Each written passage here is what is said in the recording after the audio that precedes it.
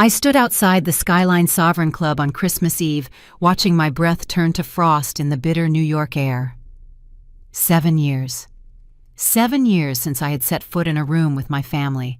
7 years since my father told me I would amount to nothing. And now here I was wearing a simple black dress I could have purchased at any department store, carrying a handbag that cost less than the appetizers they were serving inside. I had dressed this way on purpose. I wanted to see their faces. I wanted to know if anything had changed or if they would still look at me the way they always had, like I was a disappointment wrapped in skin. The doorman nodded as I approached. He did not recognize my name when I gave it. Why would he to the world Grace Holloway was nobody? A ghost who had vanished from the gilded halls of Manhattan society and never returned. But I knew something they did not. I pushed through the heavy glass doors and stepped into a lobby dripping with crystal chandeliers and the scent of old money. A string quartet played somewhere in the distance. Waiters in crisp white jackets carried silver trays of champagne. This was my father's world, the world of Wall Street titans and banking dynasties, where a person's worth was measured in portfolios and pedigrees. I had once belonged here, or at least I had tried to. The maitre d' led me through a maze of private dining rooms until we reached the one reserved for the Holloway family Christmas dinner. I paused at the entrance, steadying myself. Through the frosted glass panels, I could see the shapes of people moving and hear the low rumble of my father's voice, commanding the room as he always did. Charles Holloway, CEO of Holloway Securities, a man who had built an empire on other people's money and his own unshakable belief that he was never, ever wrong. I opened the door. The conversation stopped. Every head turned. My mother Eleanor sat frozen with a wine glass halfway to her lips. My brother Daniel stood near the window, his face cycling through surprise, guilt, and something that might have been relief. His wife Meredith pressed her hand against her chest, like a woman watching a car accident in slow motion. And there, at the head of the table, sat my father. He looked older than I remembered. The silver in his hair had spread, and new lines carved deep grooves around his mouth. But his eyes were the same cold, calculating, measuring everything and everyone against some invisible standard that only he understood. "Grace," he said my name like it was a stock that had underperformed. "You actually came. You invited me." "I did. I thought perhaps time had taught you something." He gestured to an empty chair at the far end of the table, as far from him as physically possible. "Sit. We were just discussing the new partnership with Reed Capital." I took my seat without a word.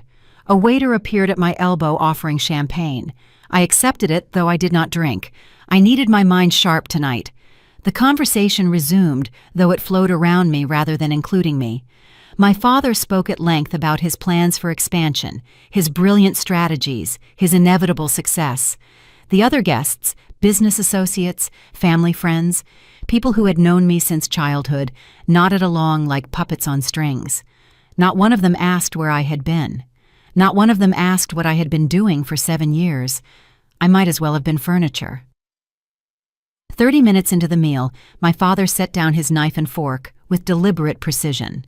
He dabbed his napkin against his lips and turned his gaze toward me. "So, Grace, I have to ask."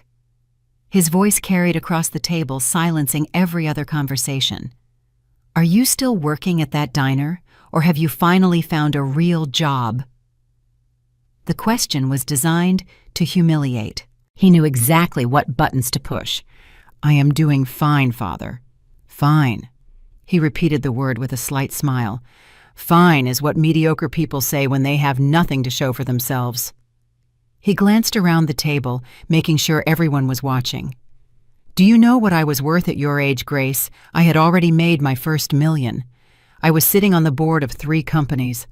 I was building something." "I remember." "And what have you built?"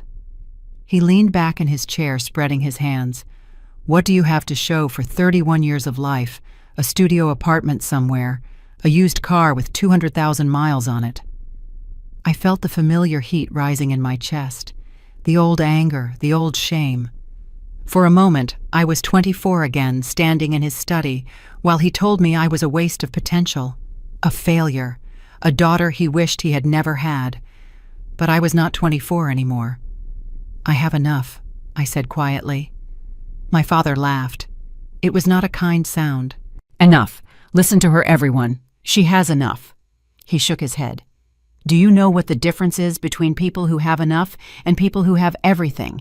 Ambition, drive, the willingness to do what it takes." "Charles," my mother's voice was barely above a whisper, "perhaps this is not the time." "No, Eleanor, this is exactly the time." He fixed me with that cold stare. "I invited you here tonight because I wanted to give you one more chance, one more opportunity to admit that I was right all along. You should have joined the company. You should have learned the family business. Instead, you threw it all away for some ridiculous dream about technology and computers." He picked up his wineglass and swirled the contents. "So tell me, Grace, when you look at your empty wallet and your empty life, do you finally understand what you gave up?" The table was silent. Every eye was on me. I could feel the weight of their judgment, their pity, their quiet satisfaction at watching Charles Holloway put his wayward daughter in her place. I set down my napkin and met my father's gaze. "I understand a great many things, Father." He waited, expecting me to crumble, expecting me to apologize, to beg for his approval, to admit that he had been right and I had been foolish. Instead, I smiled. It was a small smile, barely visible, but something in it made him pause. For just a moment, a flicker of uncertainty crossed his face, the expression of a man who had just realized that the chess game he thought he was winning might not be going according to plan. He did not know. None of them did. They did not know about the fund I had built from nothing. They did not know about the algorithms I had created, the investments I had made, the quiet empire I had assembled, while they were busy pretending I did not exist. They did not know that the banking partner my father was so desperate to impress Jonathan Reed himself was sitting in this very room aware of exactly who I was. They did not know that I was the founder of GH Venture. They did not know that I was worth more than everyone at this table combined, but they would. Before this night was over, they would know everything. And my father, the man who had told me I would never amount to anything, who had cast me out and called me worthless, who had mocked my empty wallet in front of his wealthy friends, would finally understand what true karma looked like. I lifted my champagne glass and took a single deliberate sip. The betrayal had begun 7 years ago. Tonight it will end. I grew up in a house that looked like a museum and felt like a courtroom. The Holloway estate sat on 12 acres of manicured lawn in Greenwich, Connecticut. A Georgian mansion with 23 rooms, a staff of 9, and enough antique furniture to fill a small auction house. From the outside, it was the American dream made tangible. 4 white columns framed the entrance. A circular driveway of polished stone curved past a fountain that ran year-round, even in winter, when the heating bill alone could have fed a family for months. My father had purchased the property the year I was born, 1993, as a monument to his own success. He was 31, then the same age I am now. Already he controlled one of the fastest-growing securities firms on Wall Street. Already he had made his first $10 million. The house was supposed to be a symbol of what hard work and ambition could achieve. Instead, it became a prison. My earliest memories are of silence. Not the peaceful kind that settles over a home at night, but the tense, watchful quiet of people afraid to make mistakes. My mother moved through the rooms like a ghost, arranging flowers, overseeing the staff, making sure everything was perfect for when my father came home. She never raised her voice. She never complained. She simply existed in the margins of his life, grateful for whatever attention he chose to give her. Daniel was different. My brother was born 3 years before me, and from the moment he took his first breath, my father claimed him. Daniel would inherit the company. Daniel would carry on the family name. Daniel would become everything Charles Holloway had always dreamed of being. And me, I was an afterthought, a spare. The daughter my father had not planned for and never quite knew what to do with. The favoritism was so constant that I stopped noticing it the way you stop noticing the sound of traffic when you live near a highway. Daniel received a car for his 16th birthday, a brand new BMW with a ribbon wrapped around the hood. When I turned 16, my father forgot entirely. My mother gave me a card with $200 inside and apologized with her eyes. Daniel spent summers interning at Holloway Securities, learning the business from the ground up.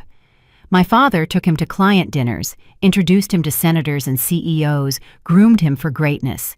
Meanwhile, I was expected to stay home, stay quiet, and stay out of the way. Christmas was the worst. Every year, my father hosted an elaborate holiday gathering for his business associates and their families.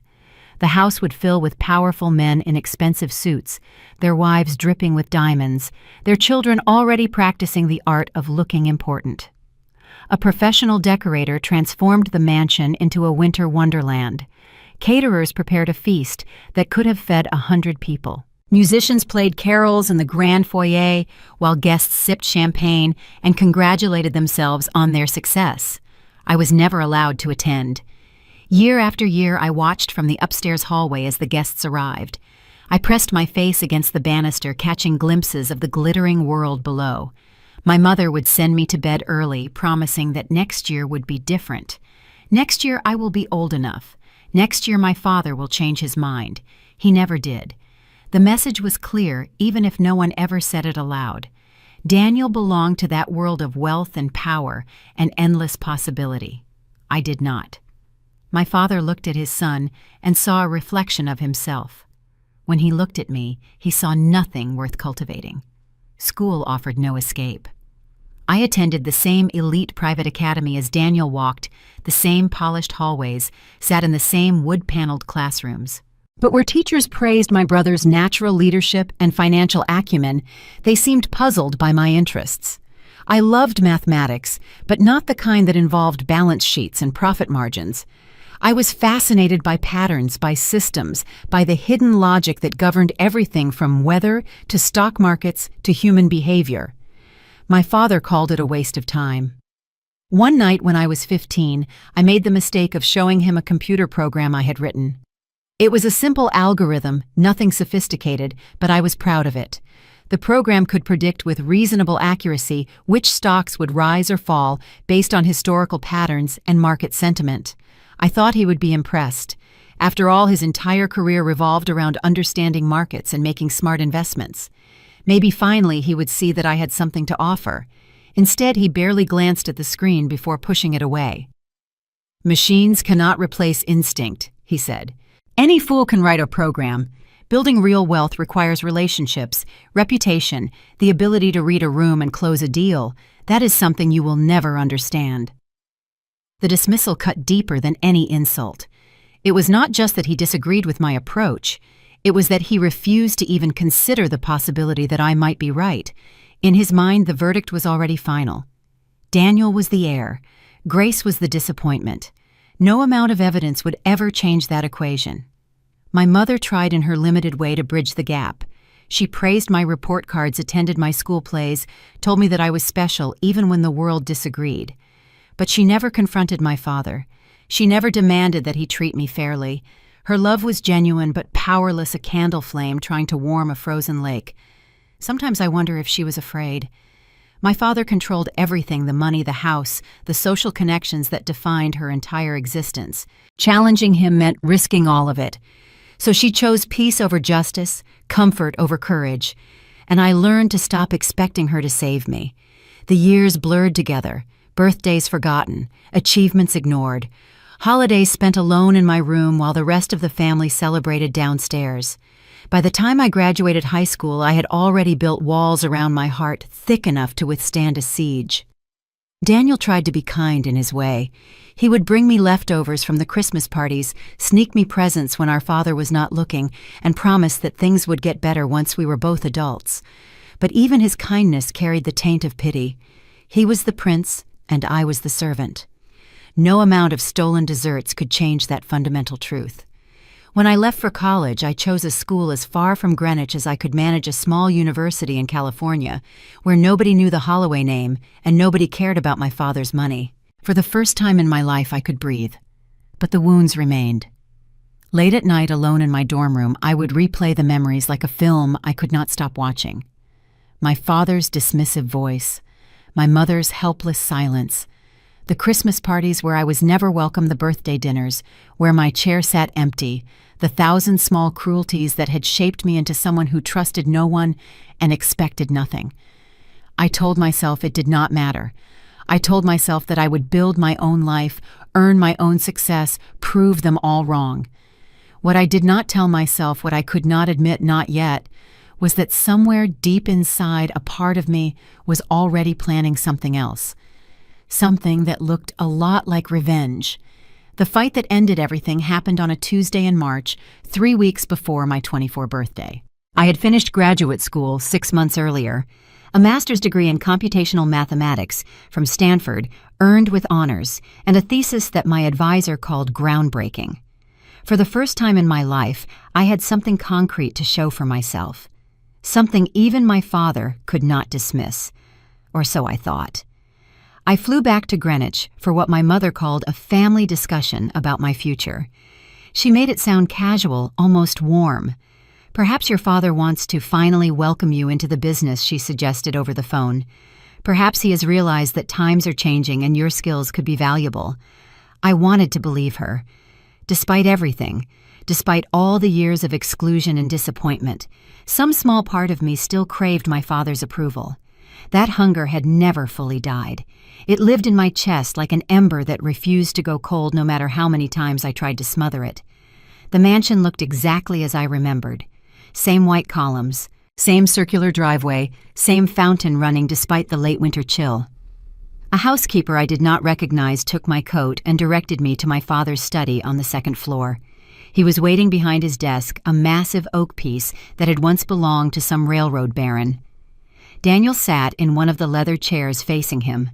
My mother perched on a settee near the window, her hands folded in her lap, her expression unreadable. Nobody stood to greet me. My father gestured to the empty chair beside Daniel. I sat feeling suddenly like a defendant awaiting sentencing. The room smelled of cigar smoke and old books. On the wall behind my father hung a portrait of his grandfather, the man who had started the family's first brokerage firm back in 1952. 4 generations of Holloways had built their fortunes in finance. According to my father, I was about to become the 5th. "I have a proposal," he began, skipping any pretense of small talk. "Holloway Securities is expanding into algorithmic trading. We need someone with technical expertise to oversee the transition. Daniel suggested that you might be suited for the role." I glanced at my brother. He gave me a small nod, encouragement mixed with warning. "The position would report directly to Daniel," my father continued. "You would handle the technical implementation while he manages strategy and client relationships. It is an entry-level role, but with room for advancement if you prove yourself capable." Entry-level, after a master's degree from Stanford, reporting to my brother who had barely scraped through his undergraduate business program. I took a breath, choosing my words carefully. What kind of authority would I have over the algorithms themselves?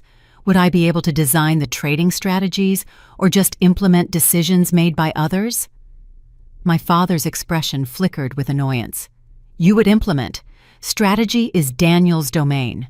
You would provide technical support." "Technical support?" I repeated the phrase slowly, letting its full meaning settle.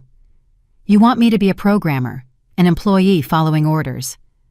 I want you to learn the business from the ground up the way Daniel did, the way I did.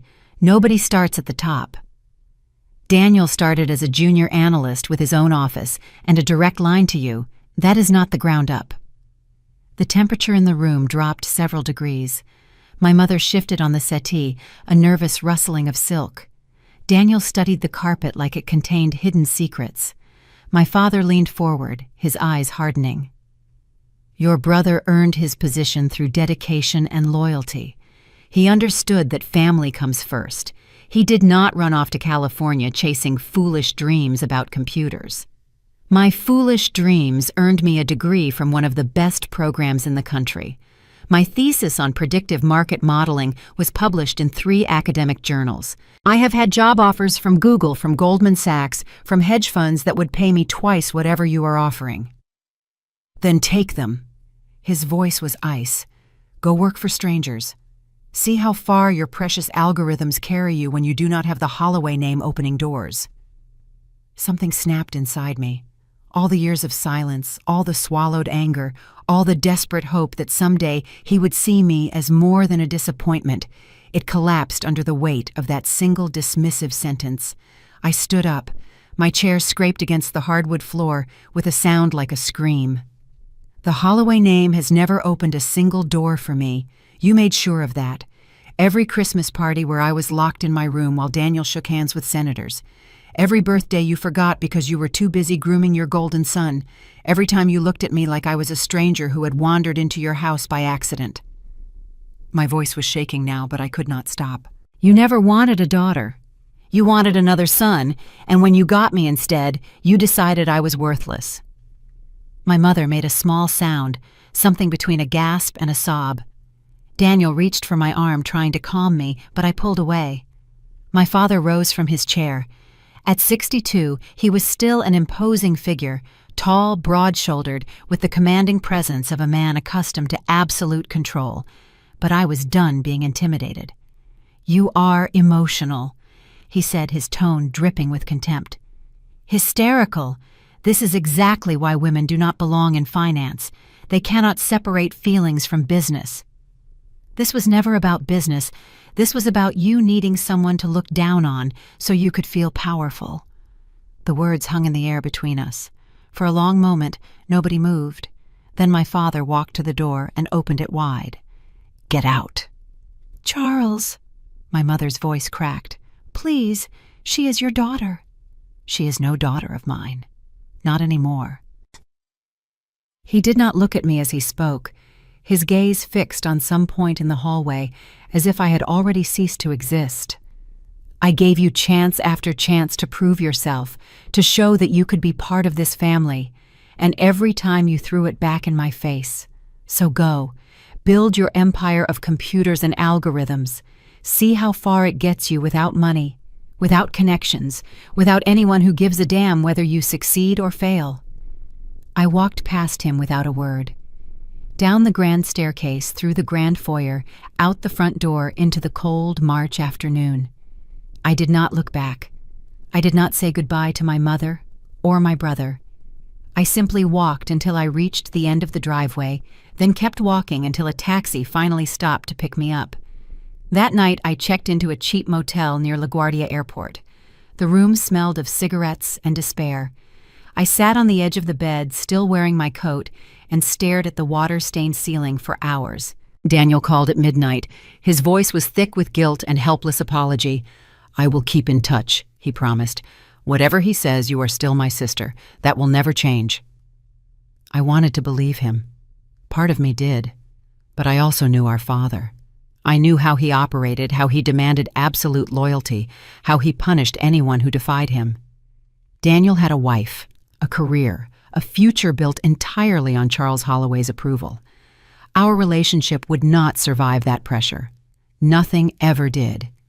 I was 24 years old, alone in a motel room, with a suitcase full of clothes and a bank account that held less than $3,000.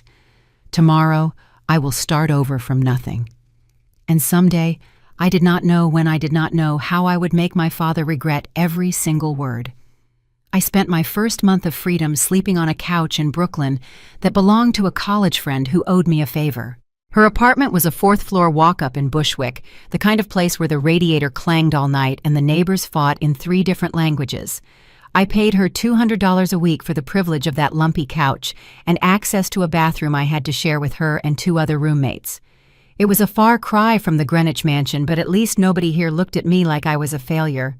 Finding work proved harder than I expected. Despite my Stanford degree and impressive references, the job market had other ideas. Goldman Sachs had filled their position. Google wanted someone with more industry experience. The hedge funds that had courted me 6 months earlier suddenly had hiring freezes or budget constraints or vague concerns about cultural fit. I began to suspect my father's hand in these rejections. Charles Holloway knew everyone on Wall Street. A single phone call, a whispered warning about his difficult daughter, that would be enough to poison the well. So I lowered my expectations. Then I lowered them again. By April, I was working the breakfast shift at a diner in Midtown, pouring coffee for investment bankers who probably managed more money before 9 in the morning than I would see in a lifetime. The irony was not lost on me. Neither was the humiliation of wearing a stained apron and sensible shoes, while men in tailored suits talked about quarterly returns and market volatility. But I listened. God, did I listen. Every conversation that drifted across those vinyl booths became data. I learned which sectors were heating up and which were cooling down. I tracked the patterns in their complaints, their boasts, their nervous speculation about interest rates and international trade. My graduate training has taught me to recognize signals in noise. Now I was gathering signals from the most expensive sources in Manhattan, and they were paying me to do it. In the evening, I cleaned rooms at a boutique hotel near Central Park. The work was exhausting but mindless, which left my brain free to process everything I had absorbed during the day. I would push my cart down carpeted hallways, changing sheets and scrubbing toilets, while mentally constructing models of market behavior that my Stanford professors would have found fascinating. One night in June, everything changed. I was finishing my shift at the hotel when I noticed a stack of papers left behind in one of the suites. Normally, I would have tossed them in the trash without a second glance. But a phrase caught my eye: predictive variance modeling. Someone had printed out a draft research paper on algorithmic trading strategies. The margins were covered with handwritten notes, criticisms, suggestions, alternative approaches.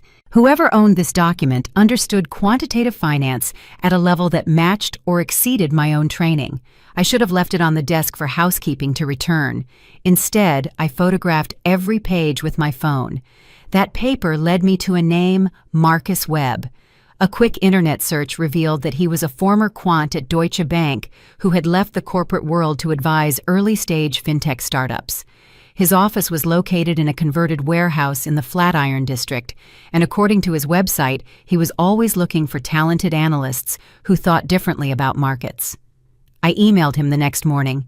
No cover letter, no resume, just a detailed critique of his research paper pointing out 3 significant flaws in his variance calculations and proposing a more elegant solution. He responded within 2 hours. Our first meeting took place at a coffee shop near his office. Marcus was in his late 40s, with the rumpled appearance of someone who spent more time with spreadsheets than mirrors. He ordered black coffee and immediately launched into a barrage of technical questions designed to test whether my email had been a fluke or a genuine display of expertise. I answered every one. By the end of that conversation, he offered me a job, not as an analyst or a programmer, but as a consultant to a small group of founders who were building something revolutionary. They needed someone who could design predictive algorithms that actually worked, not the theoretical models that academics published in journals, but practical tools that could generate real returns in real markets. The pay was terrible, barely enough to cover my rent on a tiny studio apartment in Queens that I found through a friend of a friend, but the access was priceless. Through Marcus, I met Elena Vasquez, a former derivatives trader who had walked away from a 7-figure salary to build her own quantitative fund.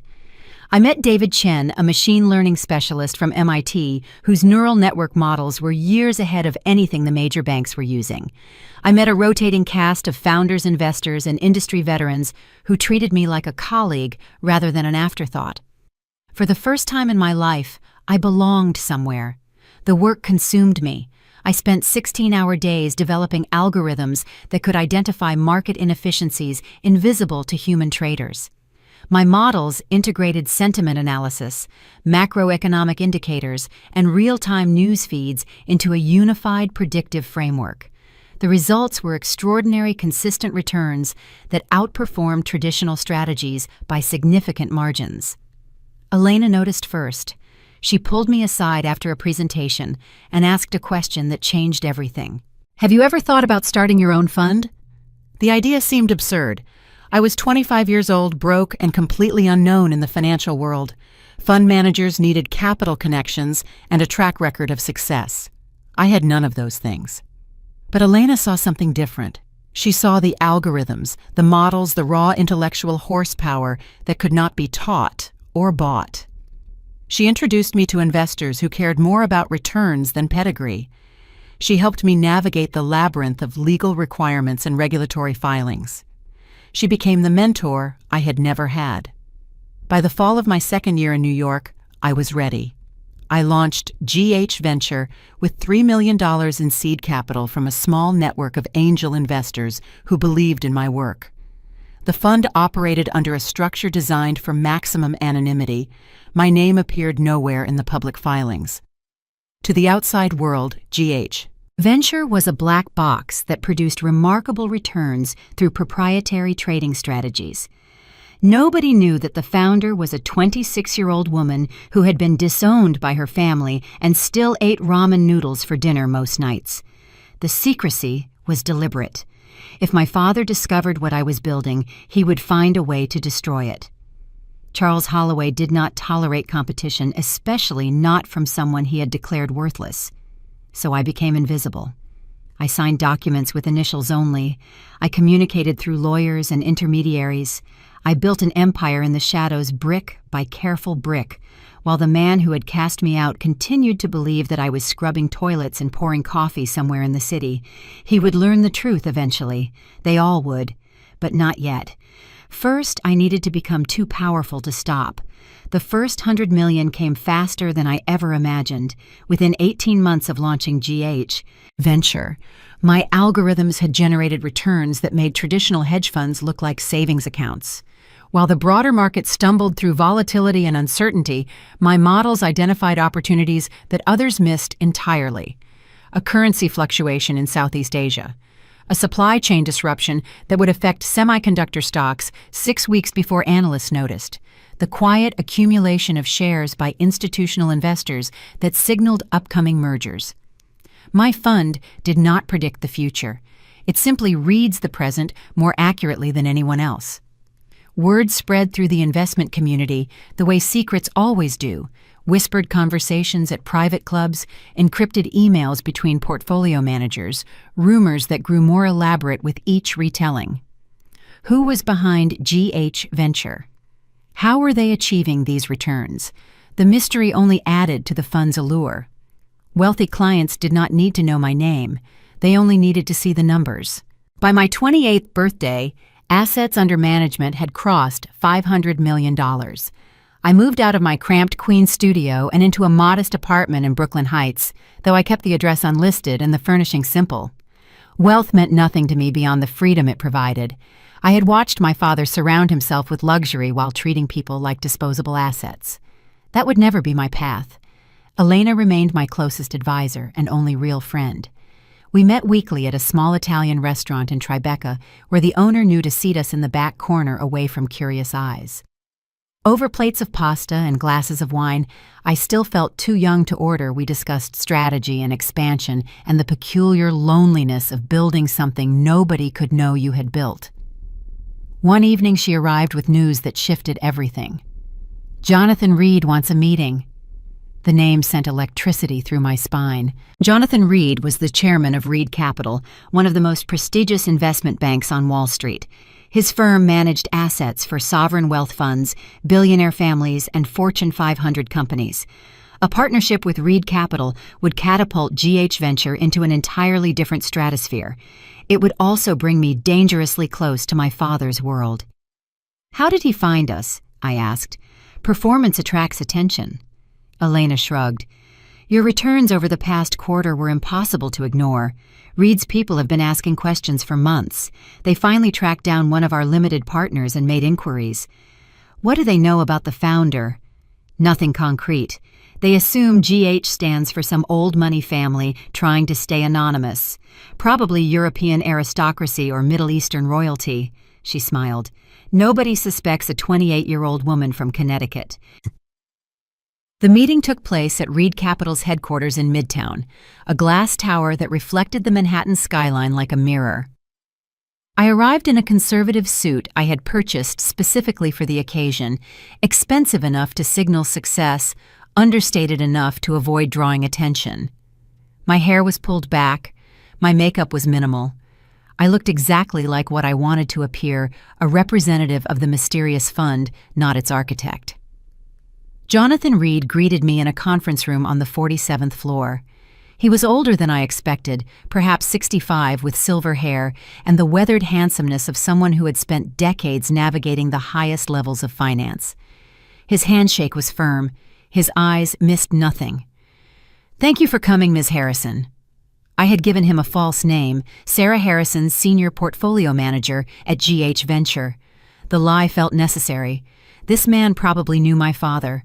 They might have shared cigars at the same clubs, played golf at the same country estates. One careless revelation could unravel everything I had built.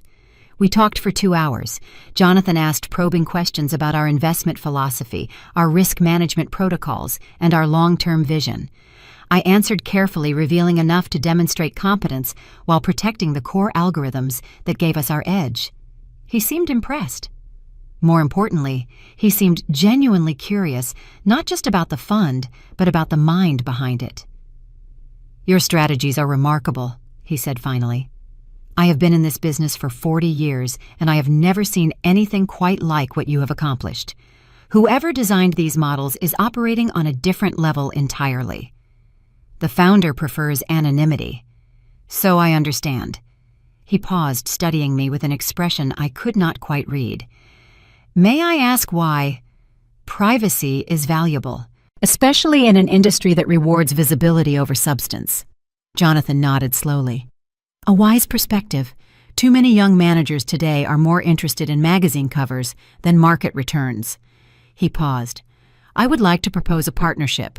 Reed Capital would provide institutional distribution and operational support. In exchange, we would take a modest percentage of management fees. The arrangement would allow GH Venture to scale significantly while maintaining the discretion your founder clearly values." The offer was extraordinary. With Reed Capital's backing, my fund could grow tenfold within a few years. We would have access to clients and markets that remained closed to smaller operations. The legitimacy alone was worth millions. But there was a risk. Greater visibility meant greater scrutiny. More partners meant more opportunities for my identity to leak. And somewhere in the back of my mind, a voice whispered that Jonathan Reed and Charles Holloway surely knew each other. What if my father discovered the truth through some casual conversation at a charity gala or industry conference? I accepted the partnership anyway. The following 2 years vindicated that decision beyond my most optimistic projections. Reed Capital opened doors I had not known existed. Our client base expanded to include pension funds, university endowments, and several prominent family offices. Assets under management climbed past $2 billion. Financial publications began writing about GH Venture as one of the most successful new funds of the decade, though they could only speculate about its mysterious leadership. On the morning of my 31st birthday, I received a valuation report from our accountants. The numbers blurred as I read them, too large to fully comprehend. After management fees and carried interest, my personal stake in the fund was worth slightly over $1 billion. I was a billionaire. The daughter Charles Holloway had called "Worthless" now controlled more wealth than his entire company. For a long moment, I sat alone in my office staring at that figure. Outside my window, the city hummed with the energy of 8 million people chasing their own dreams and demons. None of them knew that a woman they had never heard of had just crossed a threshold that most could not imagine. I thought about calling my mother. I thought about reaching out to Daniel. I thought about walking into my father's office and laying that valuation report on his desk without saying a word. Instead, I did nothing. The moment was not right. The revenge I had been nursing for 7 years required more than proof of success. It required the perfect stage, the perfect audience, the perfect opportunity to expose the truth in a way that could never be denied or diminished. That opportunity would come. I could feel it approaching like a storm on the horizon. All I had to do was wait. The call from Jonathan Reed came on a gray November afternoon 3 weeks before Christmas. I was reviewing quarterly performance reports in my office when his name appeared on my phone. We spoke regularly about fund business, but something in the urgency of his voice told me this conversation would be different. "I need to discuss a potential opportunity," he began. "A rather delicate one." I set down my pen. "Go on." "Are you familiar with Holloway Securities?" The question hit me like a fist to the chest. For a moment, I could not breathe. 7 years of careful anonymity. 7 years of building walls between my past and present, and now my father's company name was coming through Jonathan Reed's lips as casually as a weather report. "I know of them," I managed. "Mid-sized brokerage firm, traditional client base, conservative strategies."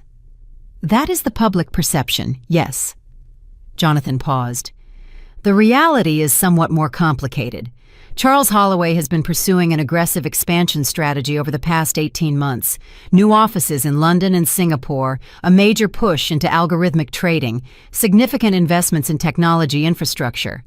Sounds ambitious. Ambitious and poorly executed. His technology initiatives have been a disaster. The algorithms his team developed are years behind the competition. Meanwhile, the expansion costs have strained his capital reserves to the breaking point." Another pause. "He approached me last week about a potential partnership with Reed Capital." I stood and walked to the window, needing to move, needing to process what I was hearing. Below me, pedestrians hurried through the November cold, their breath forming small clouds that dissolved into the gray air. None of them knew that the world was suddenly tilting on its axis. What kind of partnership? He needs liquidity.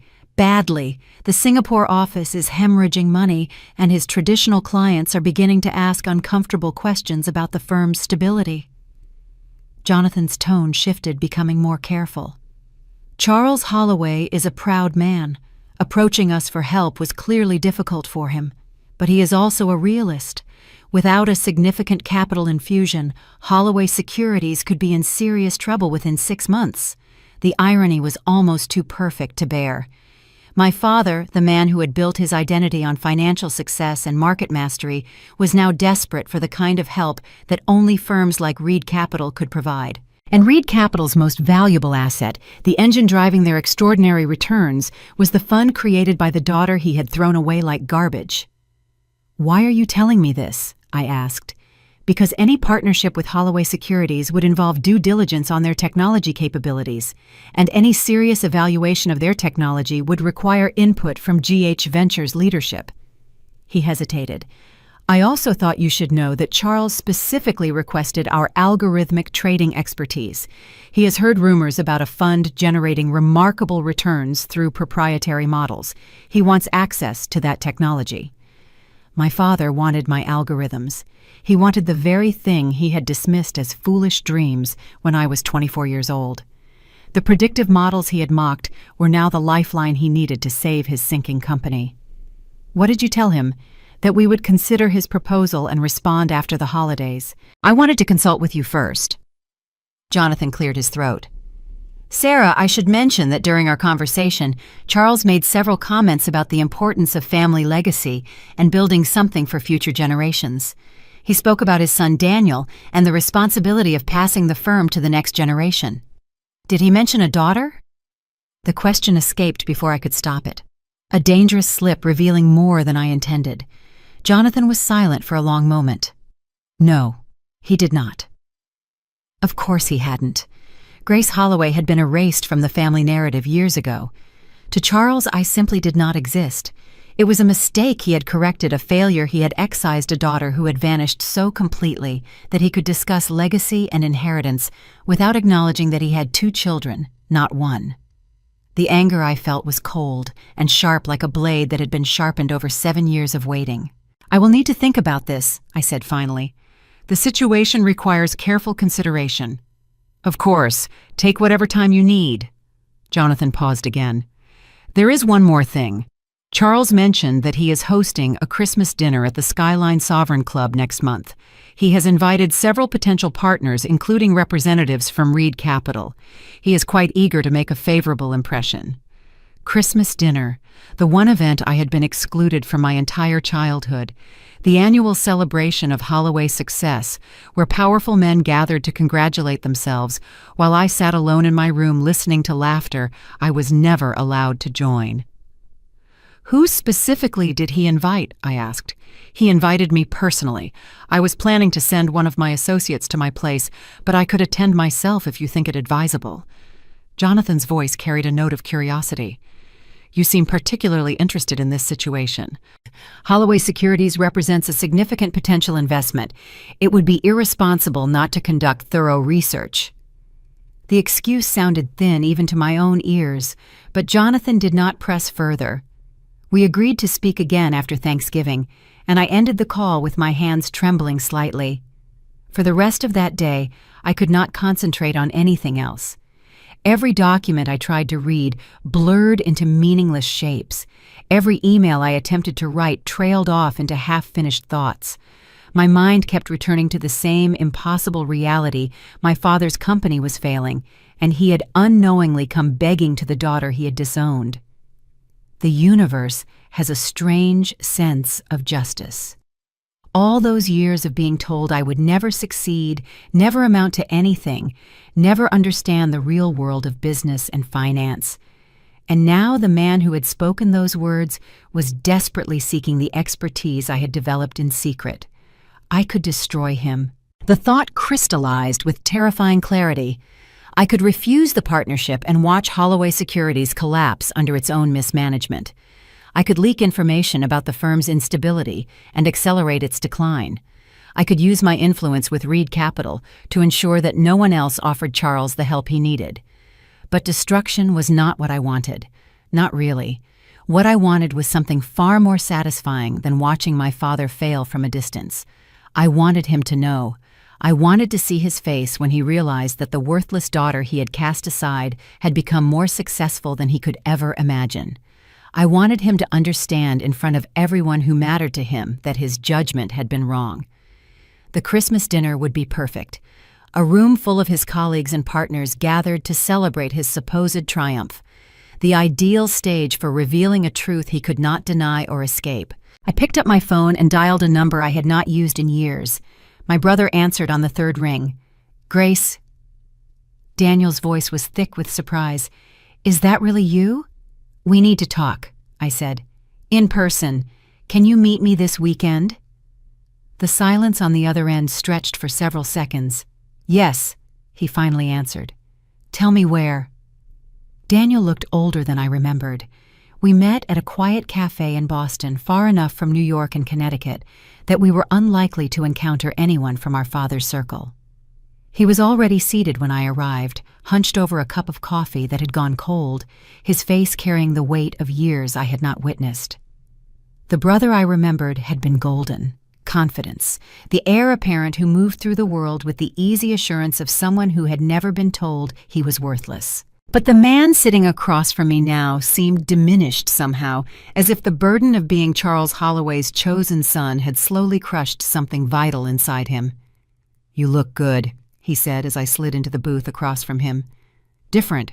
Stronger. 7 years will do that." He nodded, accepting the implicit accusation without protest. "I tried to stay in touch after you left, but Dad made it clear that any contact with you would be seen as disloyalty." His fingers traced the rim of his coffee cup. "I should have fought harder. I know that. I was a coward." The apology hung between us, fragile and insufficient. Part of me wanted to rage at him to catalog every unanswered message and every birthday that passed without acknowledgement. But another part, the part that remembered the brother who used to sneak me desserts from Christmas parties, recognized genuine regret in his eyes. "Tell me about Mom," I said instead. Daniel exhaled slowly. "She asks about you. Not when Dad is around, of course, but sometimes late at night she will come to my house and just talk about you, where you might be, what you might be doing." He paused. "She kept things you know.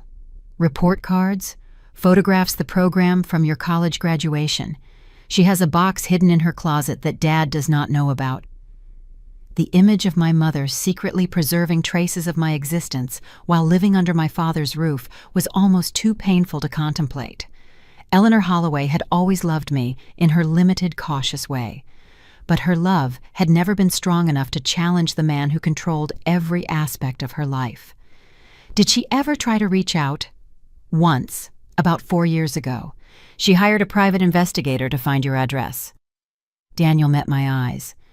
"She was going to write you a letter, apologize for everything, but then she got scared. Scared that Dad would find out, scared that you would reject her, scared of disrupting whatever peace you had managed to build. So she did nothing. She did one thing. He reached into his jacket and pulled out an envelope yellowed with age and slightly crumpled.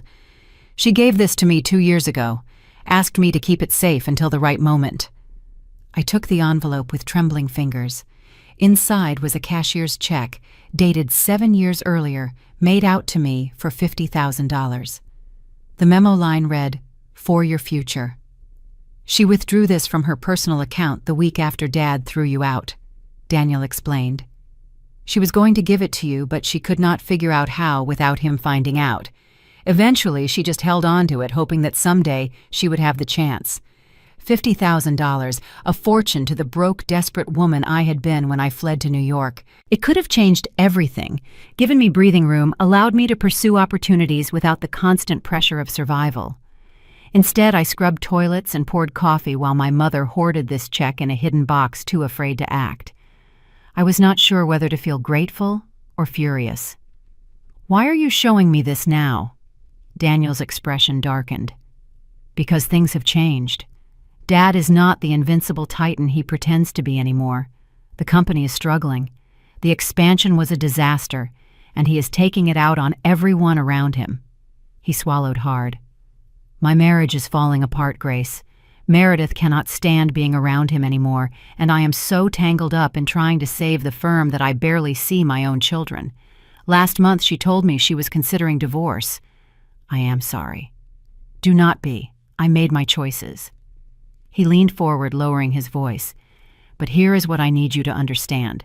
Dad invited me to a meeting last week where he laid out his plan to save the company. He is counting on a partnership with Reed Capital to provide the capital and technology he needs. Without it, Holloway Securities could collapse within a year." I kept my expression neutral, though my heart was pounding. "And what does that have to do with me?" "Maybe nothing. Maybe everything." Daniel studied my face with an intensity that reminded me uncomfortably of our father. 7 years ago, you were passionate about algorithms and predictive modeling. You had ideas that were years ahead of their time.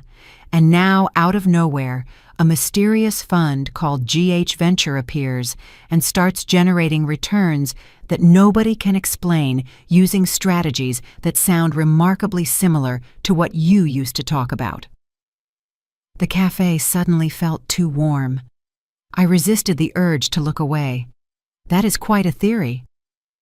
"GH," he continued. "Grace Holloway. It is not exactly subtle." For a long moment, neither of us spoke.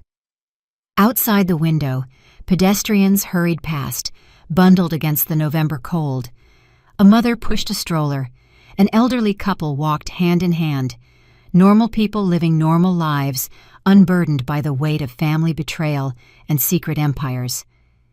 "If I were involved with that fund," I said carefully, "what would you do with that information?" Daniel shook his head. "Nothing.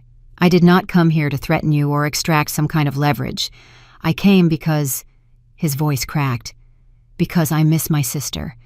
Because I have spent 7 years watching our father destroy everything he touches, including his own family. Because if you have found a way to succeed, despite everything he did to you, then I want to help however I can." "Help with what?" "Whatever you are planning." He held my gaze. "I know you, Grace. You did not reach out after all this time just to catch up over coffee. Something is happening. Something connected to Dad's situation and that Christmas dinner he keeps bragging about." I considered lying, considered maintaining the careful fiction that had protected me for so long. But looking at my brother's exhausted, desperate face, I realized that I did not want to do this alone anymore. The revenge I had been planning required an ally inside my father's world. Someone who knew his weaknesses, his schedule, his carefully constructed facade. Someone who had suffered under his control, just as I had. "There is a dinner at the Skyline Sovereign Club on Christmas Eve," I said quietly. "Dad has invited Jonathan Reed and other potential partners. He is planning to announce the Reed Capital deal as a triumph proof that he is still the master of Wall Street." "I know. I will be there." "So will I." I let the words settle between us. And before the night is over, everyone in that room is going to learn exactly who built the fund that is keeping Holloway Securities alive. Daniel's eyes widened. You are going to reveal yourself. I am going to show our father what his worthless daughter accomplished while he was busy pretending I did not exist. I folded the envelope containing my mother's check and slipped it into my purse. The question is whether you are willing to stand with me when I do. My brother was silent for a long time. When he finally spoke, his voice was steady. Just tell me what you need. The envelope arrived at my office on the first Monday of December, delivered by a courier in a black uniform who required my signature before releasing it. Heavy cream paper, embossed return address, the Holloway family crest stamped in gold on the back flap. I recognized my father's stationery immediately, the same pretentious stock he had used for decades, imported from some exclusive printer in London who served only old money families and European aristocracy. I carried the envelope to my desk and stared at it for several minutes before opening it. 7 years of silence, and now a formal communication delivered with the ceremony of a royal summons. My father had always understood the power of presentation. Inside was a single card, handwritten in the elegant script my mother had perfected during her years as a corporate wife. Dear Grace, your father and I would be honored by your presence at our annual Christmas dinner on December 24th. The event will be held at the Skyline Sovereign Club beginning at 7 o'clock in the evening. We hope this invitation finds you well and that we might have the opportunity to reconnect as a family during this holiday season. With warmth, Eleanor Holloway. The words were polite, careful, revealing nothing of the complicated history they attempted to bridge. My mother's handwriting, my father's stationery. A joint invitation that probably represented weeks of negotiation between two people who had spent their marriage avoiding difficult conversations. I knew, of course, why the invitation had really been sent. Daniel had warned me during our meeting in Boston. Our father was planning to use the Christmas dinner as a showcase for his supposed revival, the partnership with Reed Capital, the new technology initiatives, the triumphant return of Holloway Securities to the top tier of Wall Street firms. Having his entire family present would reinforce the image of stability and tradition he wanted to project. Even his disgraced daughter could be useful as a prop. What Charles did not know was that Jonathan Reed had already informed me about every detail of the planned announcement. The partnership terms, the timeline, the specific language my father intended to use when describing the algorithmic trading capabilities that would supposedly transform his company. Jonathan remained unaware of my true identity, but he had shared everything with the senior representative of GH Venture as a matter of professional courtesy. My father was building his celebration on a foundation he did not understand. The technology he planned to boast about was years behind what my fund had already developed. The partnership he considered his salvation was entirely dependent on my continued cooperation. One word from me and the entire arrangement would collapse. I picked up my phone and called the number on the invitation. My mother answered on the second ring. Holloway Residence. Hello, Mom. The silence that followed lasted nearly 10 seconds. I could hear her breathing, could imagine her standing in that enormous kitchen with its granite countertops and professional-grade appliances, trying to process the sound of a voice she had not heard in 7 years. Grace. My name emerged as barely a whisper. You received the invitation. I did. Will you... She stopped, started again. We would very much like you to come. Your father and I both feel that enough time has passed, that perhaps we can begin again. The careful phrasing told me everything. My father had likely demanded that she make this call, coaching her on exactly what to say. Charles Holloway never did anything without strategic purpose. If he wanted me at that dinner, it was because my presence served some agenda I had not yet fully understood. I will be there, I said. Oh, Grace. Her voice broke slightly. I am so pleased. I was very pleased. I have thought about you every day. Wondered where you were, what you were doing. I should have reached out sooner, I know. I should have been braver. We can talk about that when I see you. Yes, of course. She was crying now, softly, trying to hide it. Is there anything special you need? Dietary requirements. We can arrange a car to bring you if transportation is difficult. Transportation. She thought I might not be able to afford a cab to Manhattan. After 7 years, they still assumed I was scraping by, living paycheck to paycheck, drowning in the failure my father had predicted. That will not be necessary. I can manage on my own. We spoke for a few more minutes, exchanging hollow pleasantries that danced around everything that actually mattered. My mother asked vague questions about my life. I gave vague answers that revealed nothing. By the time we hung up, I felt exhausted, as if the conversation had drained something vital from my reserves. The following weeks blurred into preparation. Daniel and I met twice more, coordinating our approach to the dinner. He provided details about the guest list, the seating arrangements, the specific moments when my father planned to make his announcements. In return, I shared enough about my situation to ensure he understood the magnitude of what I had accomplished. His reaction, a mixture of shock, admiration, and something approaching awe, confirmed what I had suspected. My brother had genuinely believed I was struggling all these years. Jonathan Reed and I spoke several times about the Holloway partnership. He remained enthusiastic about the opportunity, though he deferred to my judgment on the technical aspects. During one conversation, he mentioned that financial journalists had been making inquiries about GH Venture. The fund's remarkable performance had attracted attention that our careful anonymity could not entirely deflect. There is growing speculation about the founder's identity, he said. Someone leaked information suggesting that GH, the venture, is led by a woman. The financial press is quite excited about the possibility of a female billionaire operating in complete obscurity. Let them speculate. For now, yes, but eventually the truth will emerge. These things always do. He paused. Have you given any thought to how you want to handle the inevitable revelation? I had given it considerable thought. Every night, lying awake in my Brooklyn apartment, I rehearsed the moment when everything would change. The words I would speak, the expression on my father's face, the reactions of everyone who had dismissed me, ignored me, written me off as Charles Holloway's disappointing daughter. When the time comes, I told Jonathan, I want to control the narrative, on my terms, in my timing. A wise approach, though I should mention that Charles Holloway has specifically requested that representatives from GH Venture attended his Christmas dinner. He wants to meet the people behind the fund that will supposedly transform his technology capabilities. My father wanted to meet me. He had no idea, of course. To him, GH Venture was just another asset to acquire, another tool to enhance his reputation. The thought of his worthless daughter being connected to such success had never crossed his mind.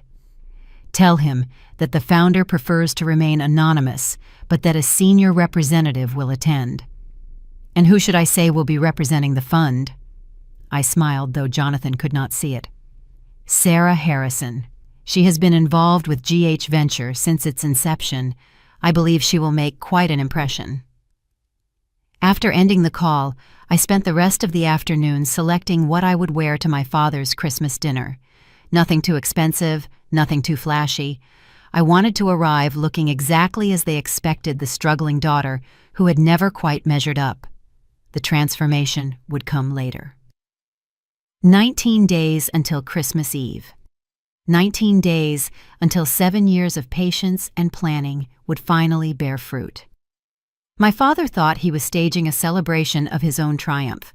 He had no idea that he was actually preparing the stage for mine. I could wait a little longer.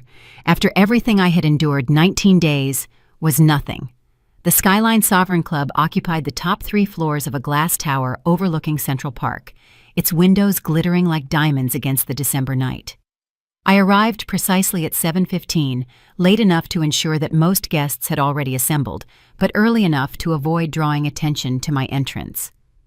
The elevator carried me upward in silence, my reflection staring back from polished brass doors. Simple black dress, minimal jewelry, hair pulled back in the same understated style I had worn my entire life. Nothing about my appearance suggested wealth or success or power. That was exactly the point. The doors opened onto a foyer decorated with enough Christmas greenery to fill a small forest. Wreaths of fresh pine hung from every available surface. A towering tree dominated one corner, its branches heavy with ornaments that probably cost more than most people's monthly rent. Somewhere deeper in the club, a jazz quartet played holiday standards, while servers in crisp white jackets circulated with champagne and hors d'oeuvres. My father had spared no expense. This dinner was meant to announce his return to glory, and every detail had been calibrated to project confidence, stability, and enduring success. I spotted him immediately. Charles Holloway stood near the floor-to-ceiling windows holding court among a group of men in expensive suits. His voice carried across the room, punctuated by the appreciative laughter of people who understood that pleasing him was good for business. He looked every inch the Wall Street titan. Silver hair, perfectly styled posture, commanding, practiced with a smile on his lips. My mother hovered nearby, elegant in burgundy silk, her role, as always, to support and adorn without overshadowing. Daniel stood slightly apart from the main group, his wife Meredith beside him, wearing an expression of barely concealed unhappiness. The tension between them was visible even from across the room. I took a breath and stepped forward. My father noticed me first. His eyes swept over my appearance with the practiced assessment of a man who evaluated everything and everyone by the same cold metrics. Whatever he saw apparently confirmed his expectations because a small, practiced smile curled at the corner of his mouth. Grace. He did not move to embrace me, did not even step away from his circle of admirers, simply acknowledged my existence with a slight nod, like a king granting audience to a minor petitioner. You made it. Thank you for inviting me. Your mother insisted. He turned back to his companions. Gentlemen, my daughter Grace. She has been living in the city pursuing various interests. Various interests. The dismissal was so casual, so complete. 7 years of my life reduced to 2 vague words that meant nothing. One of the men extended his hand. Lovely to meet you. What line of work are you in? Before I could answer, my father intervened. Grace has explored several paths over the years. She studied computers in school, I believe. Never quite found her footing in the business world. The condescension dripped from every syllable. His colleagues nodded sympathetically, their expressions a mixture of pity and second-hand embarrassment. Poor Charles, their faces seemed to say. Such a successful man, burdened with such a disappointing child. I let the insult pass without response. The night was young. Dinner was served in the main dining room, a cavernous space with a ceiling painted to resemble a winter sky. I had been seated at the far end of the table, as far from my father as geometrically possible, sandwiched between 2 junior partners from firms I did not recognize. The message was clear. I was present, but peripheral included, but unimportant. My father dominated the conversation throughout the meal. He spoke at length about his vision for Holloway Securities, his brilliant strategic pivots, and his upcoming partnership with Reed Capital that would revolutionize the firm's technology capabilities. His guests listened with appropriate admiration, interrupting only to offer compliments or ask questions designed to highlight his expertise. Not once did he mention that his expansion had nearly bankrupted the company. Not once did he acknowledge the months of desperate scrambling, the clients who had fled the board members who had questioned his judgment. In his telling, every setback was merely a setup for greater triumph. Between courses, my mother appeared at my side. Her eyes were bright with unshed tears.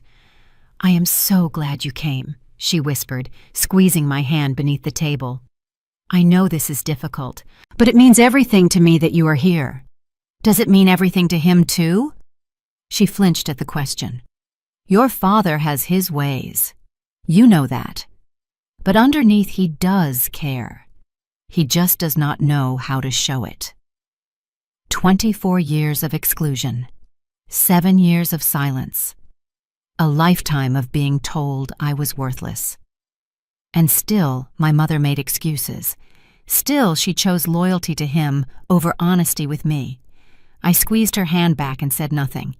Dessert arrived with a flourish, individual chocolate soufflés topped with gold leaf, because of course they were. My father rose from his chair, crystal glass in hand, and the room fell silent with practiced obedience. I want to thank everyone for joining us on this special evening, he began. Christmas has always been important to the Holloway family, a time to gather with those who matter most, to reflect on our achievements, and to look forward to even greater success in the year ahead. He paused for effect, letting his gaze sweep across the assembled guests. As many of you know, Holloway Securities has undergone significant transformation recently. We have invested heavily in new markets, new technologies, new capabilities that position us for the future of finance. His smile widened. Tonight, I am pleased to announce that we are finalizing a partnership with Reed Capital that will bring world-class algorithmic trading to our platform. The future has never looked brighter. Applause rippled through the room. My father accepted it with the gracious confidence of someone who believed he deserved every bit of praise he received. Then his attention turned toward me. Of course, not everyone at this table has embraced the same path to success. His tone shifted, becoming lighter, almost playful. The voice of a man about to deliver a punchline. My daughter Grace, for instance, chose to pursue her own direction years ago. Computers and algorithms and various other experiments. Laughter from the guests, knowing indulgent laughter. I remember telling her once that machines could never replace human judgment, that real success required relationships, instinct, the ability to close a deal. He shook his head in mock bewilderment. She disagreed rather strongly, as I recall. Thought she knew better than her old father. More laughter. My face burned, but I kept my expression neutral. So tell me, Grace. He raised his glass in my direction, a gesture that looked like a toast, but felt like an attack. After all these years of proving yourself in the real world, do you finally understand what I was trying to teach you? Have you learned that dreams alone do not pay the bills? Every eye in the room turned toward me. I could feel their judgment, their amusement, their satisfaction at witnessing Charles Holloway humble his wayward daughter in front of witnesses. Daniel caught my gaze from across the table. His jaw was tight, his hands clenched around his napkin. He started to rise, started to speak in my defense. I gave him a slight shake of my head. Not yet. I have learned many things, I said quietly, holding my father's stare. Perhaps more than you realize. He laughed and returned to his seat, dismissing my response as meaningless. The guests resumed their conversations. Servers cleared the dessert plates. Another round of champagne was poured. Nobody noticed Jonathan Reed enter the dining room. Nobody except me. Jonathan Reed moved through the room with the quiet authority of a man who understood his own importance. He greeted several guests as he passed, shaking hands and exchanging pleasantries with the ease of someone who had spent decades navigating these circles. My father spotted him almost immediately, his face brightening with the particular enthusiasm he reserved for people who could advance his interests. Jonathan. Charles crossed the room to meet him, hand extended. I was beginning to worry you would not make it. My apologies for the late arrival. Business matters required attention. Jonathan's gaze swept across the gathering before settling briefly on me. The flicker of recognition was imperceptible to anyone who was not watching for it. I trust the evening has been productive. Very much so. I was just telling our guests about the partnership. The response has been overwhelmingly positive. Excellent, though I should mention that there has been a development regarding our arrangement. Jonathan accepted a glass of champagne from a passing server. Something that requires discussion before we proceed further. My father's smile tightened almost imperceptibly. Of course. Perhaps we can speak privately after dinner. Actually, I think this particular matter should be addressed now, in front of your guests. Jonathan turned toward the room, raising his voice slightly. If I might have everyone's attention for a moment? Conversations died. Heads turned. The jazz quartet, sensing the shift in atmosphere, allowed their current piece to fade into silence. My father stood frozen beside Jonathan, his expression caught somewhere between confusion and the first stirrings of alarm. This was not part of his carefully orchestrated evening. Something was happening outside his control, and Charles Holloway did not tolerate surprises. Many of you know that Reed Capital has been exploring a partnership with Holloway Securities, Jonathan began. What you may not know is that the core technology driving this potential arrangement comes from a fund called GH Venture. Over the past several years, this fund has generated returns that rank among the most impressive in the industry. Their algorithmic trading strategies are quite frankly revolutionary." Murmurs rippled through the guests. My father nodded along, clearly uncertain where this was heading, but unwilling to interrupt a speech that seemed to be praising the deal he had worked so hard to secure. "The founder of GH Venture has operated in complete anonymity since the fund's inception," Jonathan continued. "Very few people know their identity. I myself only learned the truth recently, and I must confess, the revelation was quite surprising." He paused, and I felt the weight of the moment pressing down on my chest. 7 years of preparation, 7 years of patience. Everything had led to this single instant. The financial press has speculated endlessly about who built this remarkable fund. Some assumed it was a consortium of European investors. Others theorized about a reclusive tech billionaire or a team of former Wall Street quants. Jonathan smiled. "The reality is far more interesting." My father shifted his weight, growing visibly impatient. "Jonathan, while this is all fascinating, perhaps we could discuss the details privately." "Charles, I think you should hear this." Jonathan's tone carried a new edge. "In fact, I think everyone should hear this." He turned toward my end of the table, and suddenly every eye in the room followed his gaze. "The founder of GH Venture is present tonight. She has been here all along, seated quietly among you, listening to conversations about technology and innovation and the future of finance." Jonathan extended his hand in my direction. "Ladies and gentlemen, please allow me to introduce the billionaire founder of GH Venture, Grace Holloway." Silence. Absolute suffocating silence. I rose from my chair, my movements deliberate and unhurried. The faces around me displayed varying degrees of shocked disbelief and dawning comprehension. But I was not looking at them. I was looking at my father. Charles Holloway had turned the color of old paper. His mouth opened, slightly closed, opened again. For the first time in my memory, the man who always had an answer, always had a strategy, always had control, appeared completely lost. "That is impossible," he finally managed. "Grace does not, she could never, build a billion-dollar investment fund using the algorithms and strategies you dismissed as foolish dreams." I walked slowly toward him, letting each step carry the weight of every insult, every exclusion, every moment of humiliation I had endured. "You are correct that it should have been impossible. A 24-year-old woman with no connections, no capital, no family support. By every measure you believe in, I should have failed." I stopped directly in front of him, close enough to see the vein pulsing in his temple. "Instead, I built something from nothing.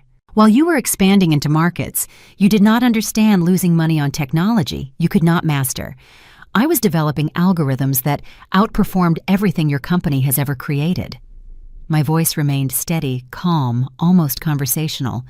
"The partnership you announced tonight, the revolutionary technology that was supposed to save Holloway Securities, it comes from my fund, from my work, from the daughter you told would never amount to anything." The room remained frozen. Nobody moved. Nobody spoke. Even the servers had stopped circulating, trapped in the gravity of the moment. My mother sat at the table with tears streaming silently down her face. Daniel had risen from his seat, standing apart from the crowd, his expression caught between grief and something that looked almost like relief. Meredith pressed her hand against her chest mouth, hanging open in undisguised shock. My father's composure began to crack.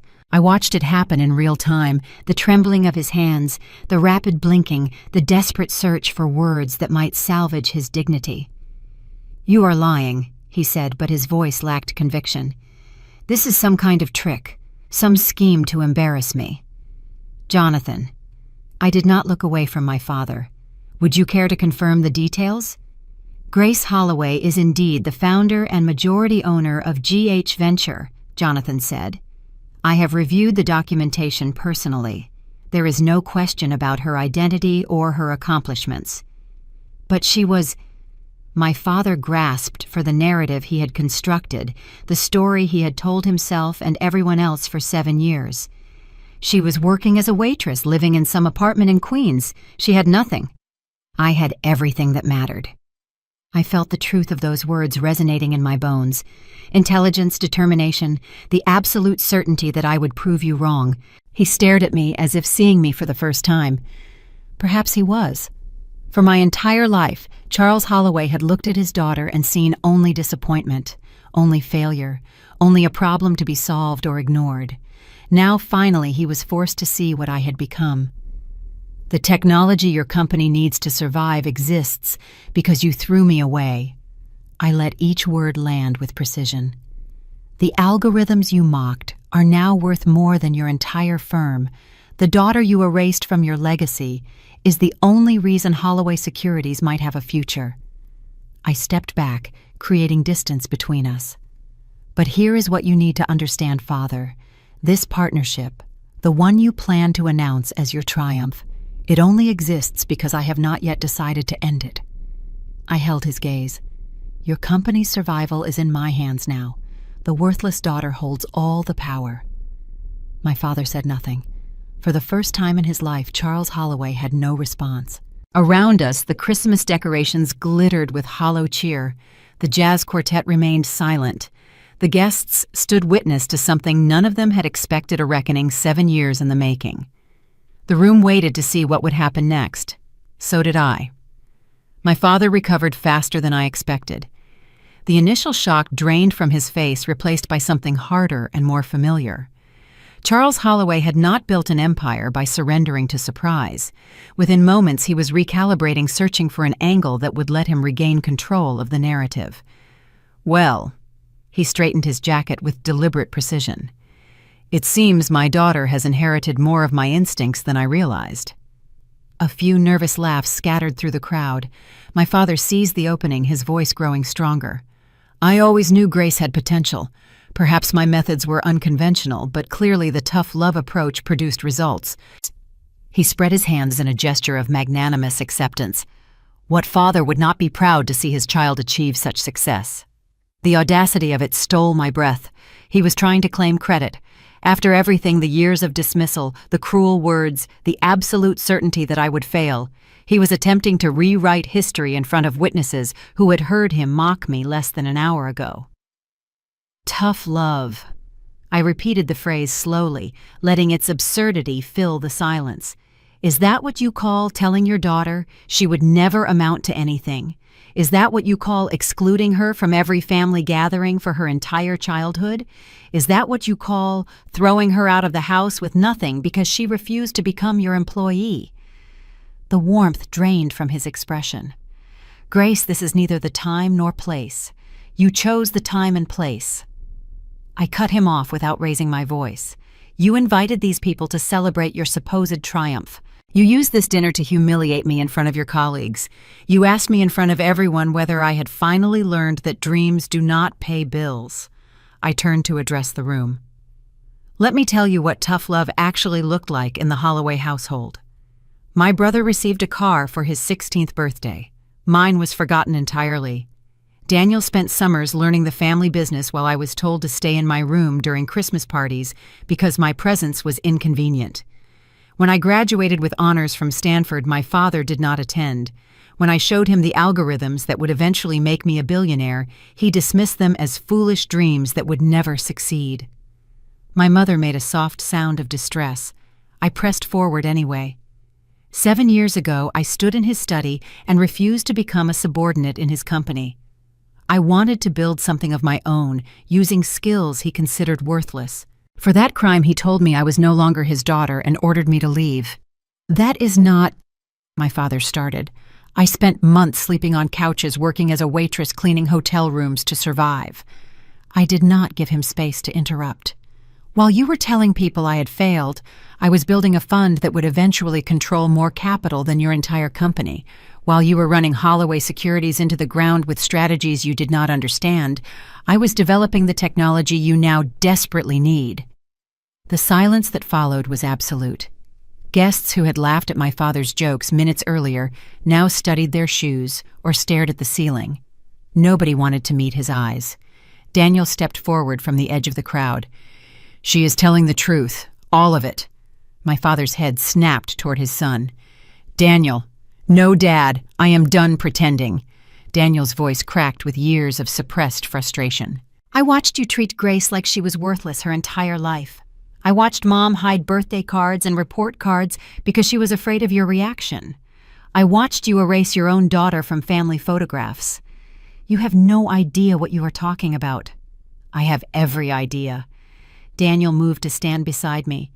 "You used me as a weapon against her. You made me choose between being your heir and being her brother, and I chose wrong for far too long." My mother rose from her seat, tears streaming openly now. She did not go to my father. She came to us, to Daniel and me, and took my hand in both of hers. "I am so sorry," she whispered, "for everything I should have done and did not, for every time I let fear keep me silent." We stood together, the three of us, facing the man who had controlled our lives for so long. Behind him, his carefully curated audience of business partners and social connections watched the Holloway family fracture along lines that had been invisible to everyone but us. My father looked at his wife and son, standing with the daughter he had disowned. For a moment, I saw something flicker behind his eyes. Not remorse exactly, but perhaps the beginning of understanding that his power had limits he had never acknowledged. "This is absurd." His voice had lost its commanding edge. "A misunderstanding blown out of proportion. Grace, whatever grievances you have, we can discuss them privately.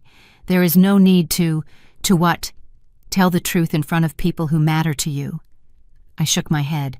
"You spent my entire life caring more about your reputation than your family. So let your reputation hear exactly what kind of man you are." I released my mother's hand and stepped toward him one final time. "Holloway Securities survives right now because GH Venture has not withdrawn from the partnership discussions. Your company's technology initiative depends entirely on algorithms I developed. The institutional investors keeping your firm afloat are the same investors who trust my fund." I paused, letting the implications settle.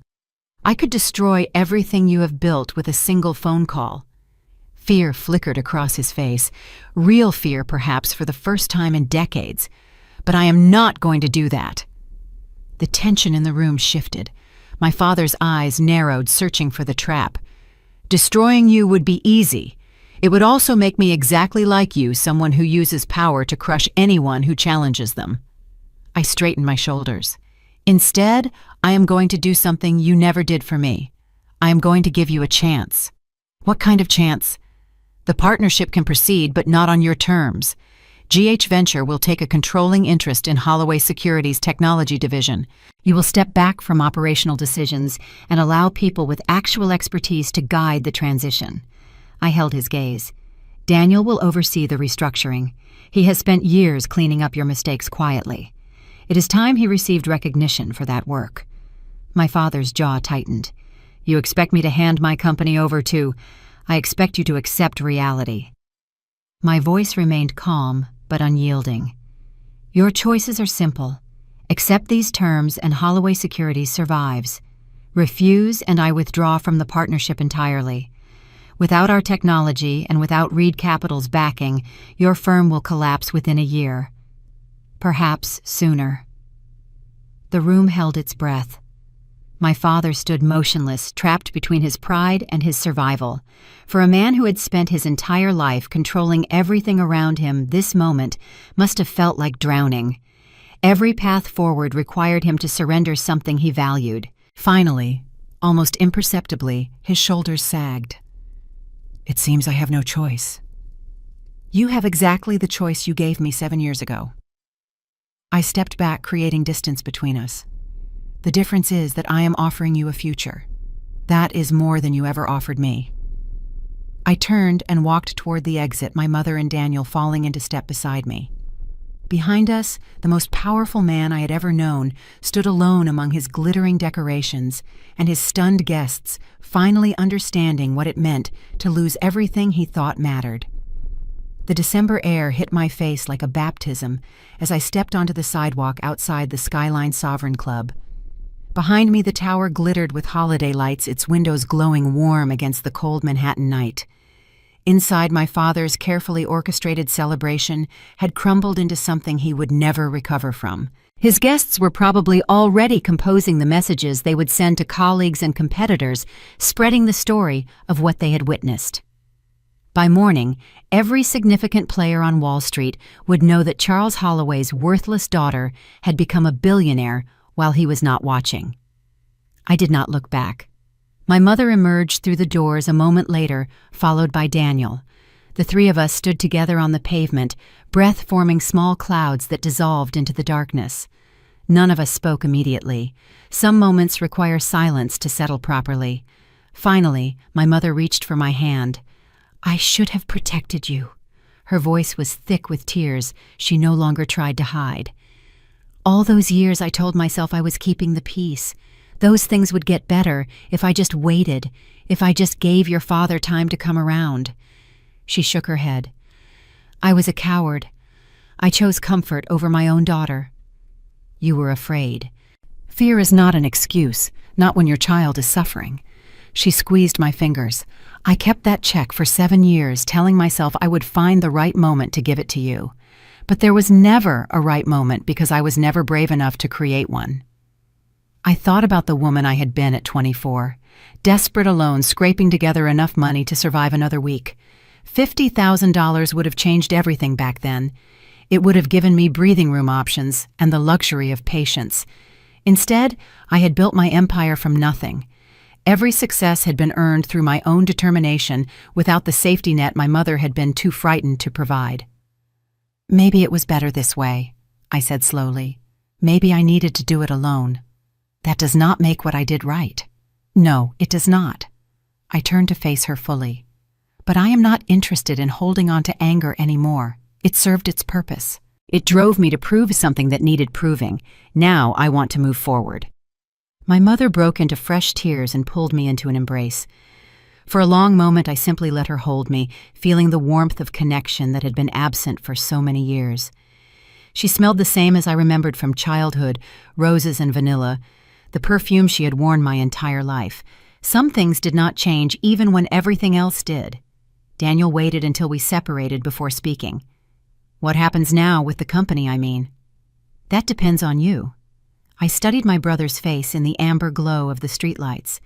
The offer I made in there was genuine. GH Venture will partner with Holloway Securities, but only if you take operational control. Dad's era is over. The question is whether you want to build something new or walk away entirely. He considered the question with more seriousness than I expected. The golden son, the heir apparent, actually weighed the possibility of abandoning the throne he had been groomed to inherit. Meredith wants me to leave, he admitted. She has been begging me for years to find something else, something that does not require constant proximity to Dad. The stress has nearly destroyed our marriage. What do you want? I want to make things right. He met my eyes. Not just with you, though that matters more than I can say. I want to build something I can actually be proud of, something that does not require stepping on people or pretending to be someone I am not. Then stay. Fix what Dad broke. Build the company Holloway Securities should have been all along. A smile crossed his face, tentative but genuine. Partners. Partners. We shook hands there on the sidewalk, sealing an agreement that would have seemed impossible just weeks earlier. The brother who had chosen safety over loyalty was finally ready to stand for something. The sister who had been cast out was finally ready to let someone in. A car pulled to the curb, the black sedan I had arranged earlier in the evening. My driver stepped out and opened the rear door, waiting patiently. I should go, I said. There will be a lot to sort out over the coming weeks. Lawyers, contracts, restructuring plans. Jonathan Reed will want to discuss the modified partnership terms. My mother touched my arm. Will we see you again soon, I mean? Not another 7 years. I am not disappearing this time. The words felt strange in my mouth, but also right. We have a lot of lost time to make up for. I am not saying it will be easy or that I am ready to forget everything that happened, but I am willing to try. She nodded, fresh tears spilling down her cheeks. Daniel put his arm around her shoulders, steadying her. I climbed into the car and watched them through the window as the driver pulled away from the curb. Two figures standing together in the cold, growing smaller as the distance between us increased. My family, broken and imperfect, and finally beginning to heal. The drive back to Brooklyn took nearly an hour through holiday traffic. I spent most of it staring out the window, watching the city lights blur past. Manhattan gave way to the Brooklyn Bridge, its cables strung with decorations that sparkled against the dark water below. Then the quieter streets of my neighborhood brownstones, decorated with wreaths and electric candles. My apartment was exactly as I had left it. Modest furniture, simple decorations. A space designed for function rather than impression. I hung my coat in the closet and poured myself a glass of wine, then stood at the window overlooking the street. 7 years ago, I had stood at a similar window in a cheap motel near LaGuardia, staring at a water-stained ceiling and wondering if I would survive the week. I had been 24 years old, broke alone, and absolutely certain of only one thing, that I would make my father regret what he had done. Now that moment has arrived. The revenge I had planned so carefully had unfolded exactly as I imagined, perhaps even better. My father had been exposed, humbled, forced to confront the consequences of his cruelty in front of everyone who mattered to him. Justice had been served. So why did I feel so quiet inside? I had expected triumph, elation, the fierce satisfaction of victory after a long campaign. Instead, I felt something gentler, completion perhaps, the sense of a chapter ending and a new one beginning.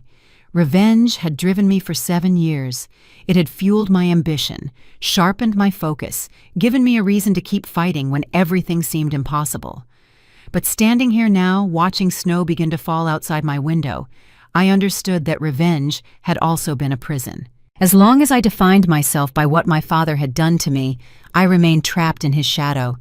Tonight I had stepped out of that shadow forever. The wine was good, the snow was beautiful. Tomorrow would bring complications and challenges and the hard work of building something new. But tonight on Christmas Eve, I allowed myself to simply be present, to feel grateful for how far I had come and hopeful for where I might go.